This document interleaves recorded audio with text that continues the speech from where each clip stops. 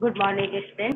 चलिए आज हमारा केमिस्ट्री में फर्स्ट क्लास जो है फर्स्ट चैप्टर से लिया गया है फर्स्ट यूनिट, और इस यूनिट में हमको पढ़ना है सॉलिड स्टेट के बारे में। ठीक है, तो चलिए देखते हैं सॉलिड स्टेट है क्या। हमारे पूरे सिलेबस में आपके टोटल 16 चैप्टर है, और 16 चैप्टर में हम फर्स्ट चैप्टर पढ़ेंगे सॉलिड स्टेट। इस चैप्टर से जो है आपके 4 नंबर के एक दीर्घ उत्तरीय प्रश्न आता है। ठीक है, तो इसका एक प्रश्न जो है 4 नंबर का हो सकता है, और इसके साथ 4 नंबर में चौथा क्वेश्चन रहता ही है, आप लोग को पता है ना। या फिर कभी 4 नंबर का जो क्वेश्चन रहता है वो 2-2 नंबर के 2 प्रश्न में बटा हुआ रहता है। क्लियर हो गया। और इसके अथवा में भी वही आपके ऑप्शनल क्वेश्चन हो सकते हैं, 2-2 नंबर के 2 क्वेश्चन। तो हमको यहाँ पे 2 नंबर वाले भी क्वेश्चन पढ़ने हैं, और एक बड़ा सा 4 नंबर का क्वेश्चन भी पढ़ना है, अर्थात दीर्घ उत्तरीय प्रश्न भी पढ़ना है। तो इस बात को आप लोग अच्छे से याद रखेंगे कि इस चैप्टर से हमको है ना 4 नंबर वाले क्वेश्चन भी और 2 नंबर वाले क्वेश्चन भी तैयार करने। ठीक है, इसमें छोटा क्वेश्चन आने या 1 नंबर वाले क्वेश्चन आने की कोई संभावना नहीं है। ठीक है, चलिए देखते हैं। तो इस टॉपिक में मुख्य रूप से हमको पढ़ना है ठोस अवस्था, मतलब पूरा चैप्टर जो है ठोस पर ही आधारित है।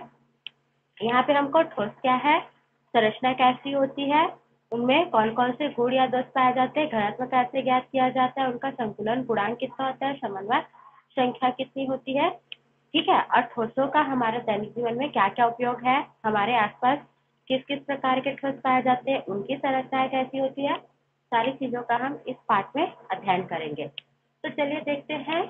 ठीक है, ठोस सबसे पहले हम बात करेंगे हमारे इस संपूर्ण ब्रह्मांड। ठीक है, आपको 11th क्लास में पढ़ाया गया है कि हमारी जो ये संपूर्ण ब्रह्मांड होती है वो 2 भागों से मिलकर बनी होती है।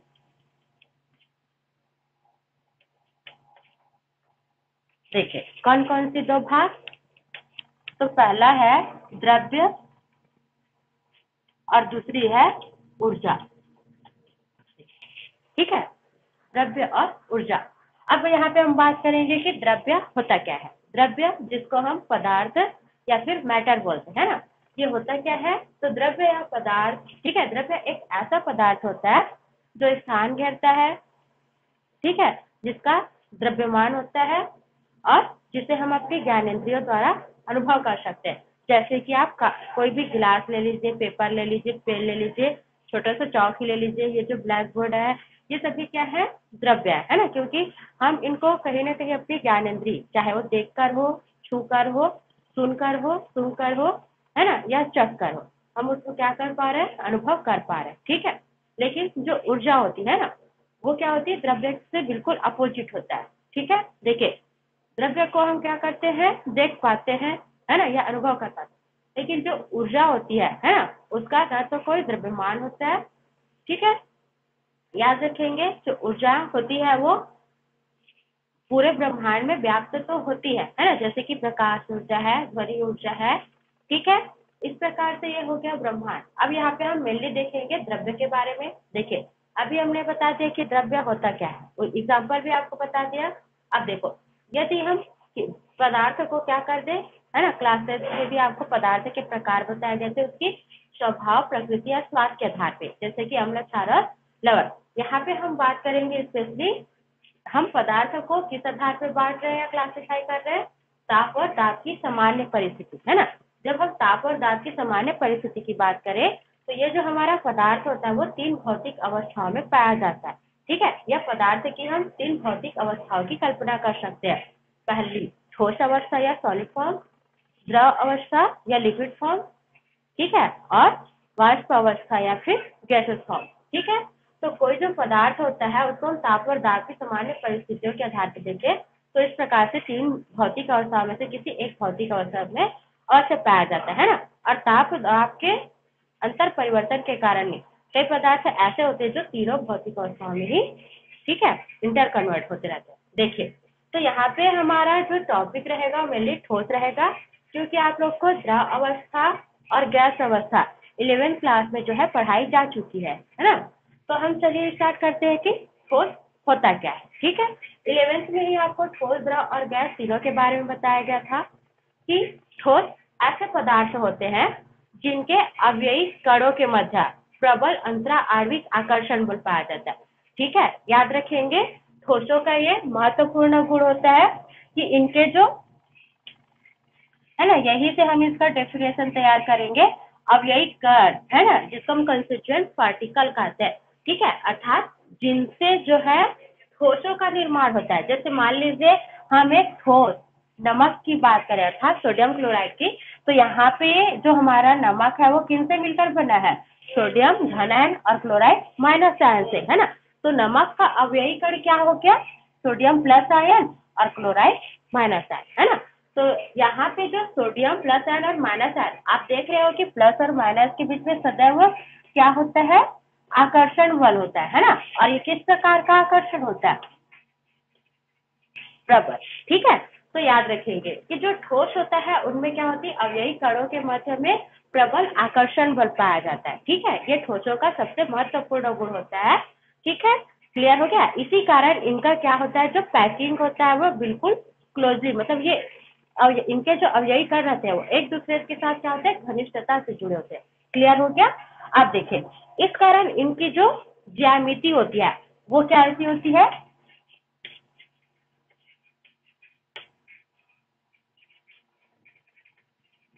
निश्चित होती है ना। इनके जो ज्यामिति की बात करें तो वो हमेशा कैसी पाई जाएगी? निश्चित। जैसे कि सोडियम क्लोराइड, सोडियम क्लोराइड में कौन सी संरचना पाई जाती है ना, या किस प्रकार का सेल पाया जाता है? तो इसमें एफसीसी प्रकार का सेल पाया जाता है। अब ये एफसीसी क्या है, तो इसको हम जस्ट आगे पढ़ेंगे, ठीक है। तो देखिए, अभी आपको एग्जाम्पल में बस इसको बताया गया है कि ज्यामिति क्या है ना, ठोसों की जो ज्यामिति होती है वो कैसी होती है? निश्चित होती है। जैसे आप लोगों ने द्रव को देखा होगा कि जब हम द्रव को जिस आकार के भी पात्र में रखते हैं उसका आकार उसी के जैसा हो जाता है ना। लेकिन ठोसों में ऐसा नहीं होता, ठीक है। क्लियर हो गया? उसके बाद देखिए, है ना, जो ठोसों का आकार होता है वो भी कैसी होती है? निश्चित होती है। क्लियर हो गया? है ना। आकार भी क्या होता है? सदैव निश्चित होता है। क्लियर? उसके बाद यदि हम इसके, ठीक है, आयतन की बात करें तो ठोसों का आयतन भी क्या होता है? निश्चित होता है। इसको भी आप लोग याद रखेंगे, ठीक है। क्लियर हो गया? उसके बाद इनके जो अणु होते हैं, है ना, ये भी आप लोग याद रखेंगे। इनके जो भी अवयवी कण होते हैं, ठीक है, आयन होंगे, वो सदैव क्या होते हैं? एक नियमित क्रम में विन्यासित होते हैं, है ना। मतलब इनके अणुओं में हमेशा किस प्रकार का क्रम पाया जाता है? नियमित क्रम पाया जाता है, ठीक है। एक रेगुलर सीक्वेंस में क्या होते हैं? आपस में ये व्यवस्थित होते हैं। क्लियर हो गया? उसके बाद हम इसके गलनांक और क्वथनांक की बात करें तो इनके जो गलनांक और क्वथनांक होते हैं वो प्रबल आकर्षण बल की उपस्थिति के कारण क्या होते हैं? उच्च होते हैं। समझ में आया सबको? तो इस प्रकार से हमने देखिए, है ना, इतने सारे गुण तो हम 11th में पढ़ ही चुके हैं, है ना। तो यहाँ से हम क्या कर सकते हैं? ठोस को डिफाइन कर सकते हैं। चलिए, इसके पहले आप लोग देखे होंगे, है ना, आपको एक सरल सा एग्जाम्पल बताया जाता है, ठीक है। जैसे जैसे हम लोग क्या करते हैं, पानी जो होता है, ठीक है, सबने गर्मी के दिनों में देखा होगा कि जैसे जैसे हम लोग क्या करते हैं, बर्फ को थोड़ी थोड़ी ऊष्मा देते जाते हैं, ठीक है। बर्फ को ऊष्मा देते जाते हैं तो हमको कौन सी अवस्था प्राप्त होती है?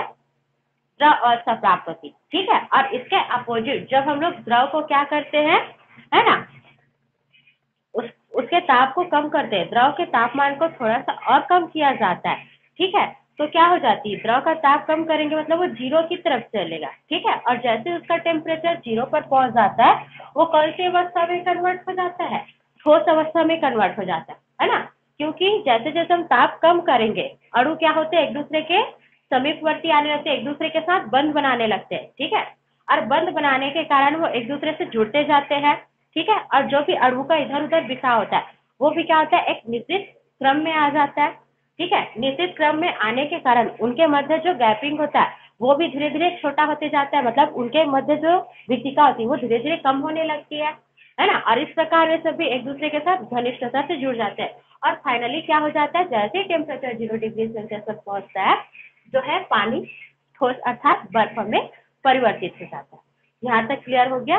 समझ में आया? अब इस प्रकार जो अणुओं की इधर उधर अरेंजमेंट थी या अणुओं का जो बिखराव था जिसे हम क्या बोलते थे? एंट्रोपी बोलते थे, वो भी क्या हो जाएगा? कम हो जाएगा। क्योंकि अणु तो बिल्कुल एक निश्चित क्रम में व्यवस्थित हो गए, आपस में घनिष्ठता से जुड़ गए, है ना। तो इस अवस्था में जैसे ही द्रव से क्या होगा, सॉलिड का फॉर्मेशन होगा, उस कंडीशन में क्या हो जाती है ना, एंट्रोपी का मान भी शून्य हो जाता है। ठीक है, क्योंकि हमने पढ़ रखा है कि ठोसों की जो एंट्रोपी होती है वो सदैव कैसी होती है, शून्य होती है। ठीक है, क्लियर हो गया। चलिए उसके बाद हम आगे देखें। तो इस प्रकार हम क्या कर सकते हैं, ठोस को परिभाषित कर सकते हैं ना। तो यहाँ से आप इतना लिख सकते हैं कि वे पदार्थ जिनके अवयवी कणों के मध्य प्रबल आकर्षण बल पाया जाता है तथा जिसकी आकार, ज्यामिति और आयतन तीनों ही क्या होते हैं, निश्चित होते हैं तथा जिनके गलनांक और स्थिरांक उच्च होते हैं और जिनमें अणु एक सुनिश्चित क्रम में व्यवस्थित होते हैं, उनको हम ठोस कहते हैं। क्लियर हो गया, समझ में आया सबको। चलिए आगे बढ़ते हैं। तो इतना आप लोगों को क्लियर है।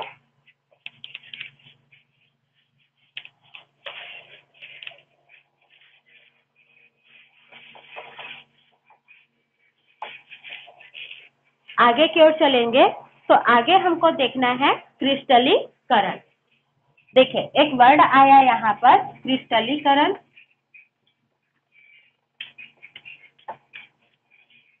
है ना, क्रिस्टलीकरण किसको बोलेंगे, है ना। तो ये एक प्रकार की अभिक्रिया है, क्रिस्टलीकरण एक अभिक्रिया है। और किसको बोलते हैं क्रिस्टलीकरण की है ना अभिक्रिया।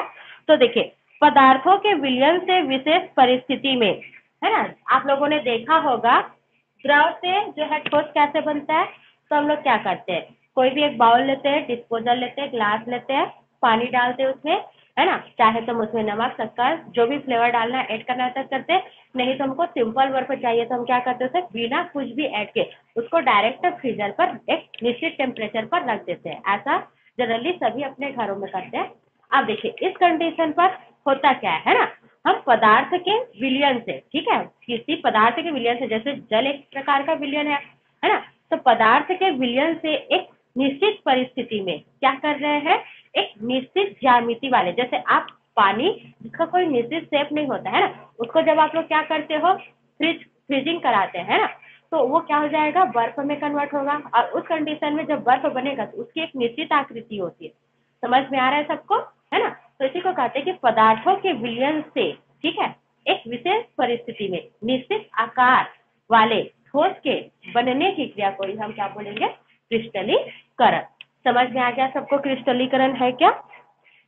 अब देखिए अब यहाँ पे बात आती है कि क्रिस्टल किसको बोलते हैं, है ना। तो जनरली हम सॉलिड को ही क्या बोलते हैं, क्रिस्टल बोलते हैं। क्लियर हो गया, सॉलिड को ही क्या बोला जाता है, क्रिस्टल बोला जाता है। तो देखिए क्रिस्टल किसको बोलते हैं, तो निश्चित ज्यामिति, देखिए जब कोई पदार्थ, है ना, जब कोई पदार्थ एक निश्चित आकृति वाले, ठीक है, सॉरी, जब कोई पदार्थ एक निश्चित ज्यामिति वाले आकृति में परिवर्तित हो जाता है तब उसको क्या बोलेंगे हम, क्रिस्टल। ठीक है, मतलब यहाँ पे बात आ गई, क्रिस्टल किसको बोलेंगे, जिसकी ज्यामिति निश्चित हो, है ना। तो जब कोई पदार्थ निश्चित ज्यामिति वाले आकृति में क्रिस्टलीकृत हो जाता है तब वो क्या कहलाएगा, क्रिस्टल कहलाएगा। क्लियर हो गया, समझ में आया सबको क्रिस्टल क्या है ना।